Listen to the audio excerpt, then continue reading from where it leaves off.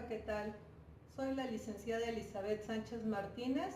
Tengo licenciatura en Derecho por la UNAM, maestría en Derecho Procesal Penal y doctorado en Derecho Penal, además de ser la directora del Liceo Mexicano de Actualización Profesional. El día de hoy les voy a hablar de un tema de suma importancia que se denomina la teoría del caso y la interpretación dialéctica.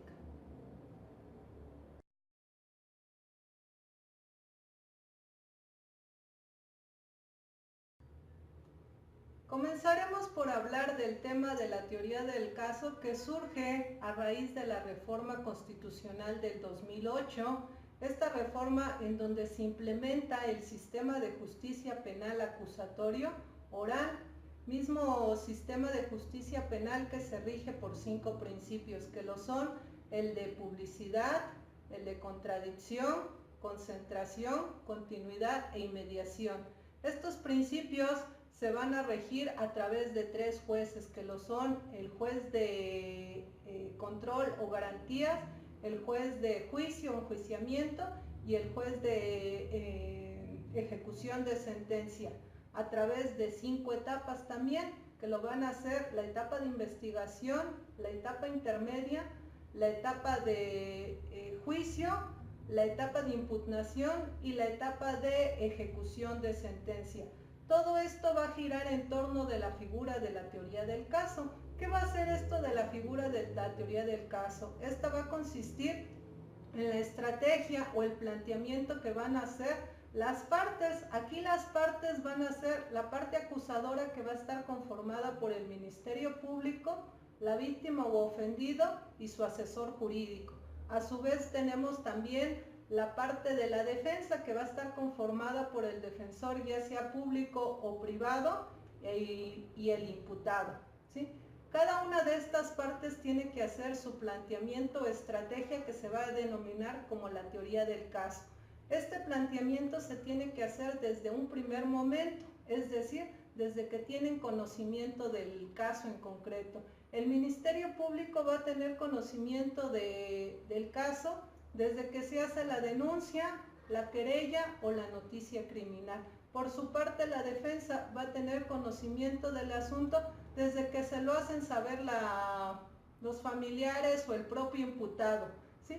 ¿Cómo van a desarrollar su planteamiento o estrategia, que va a ser su teoría del caso?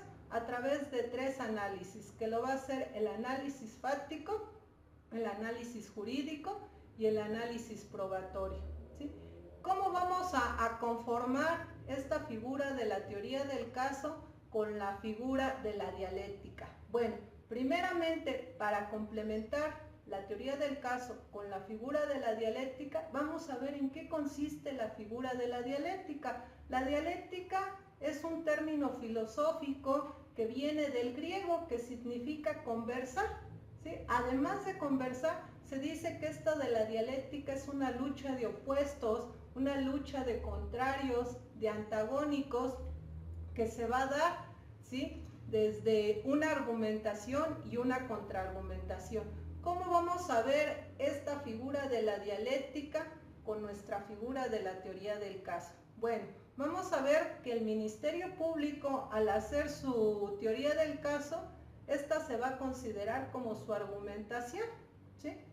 Y a su vez, cuando haga la defensa su teoría del caso, va a ser su contraargumentación.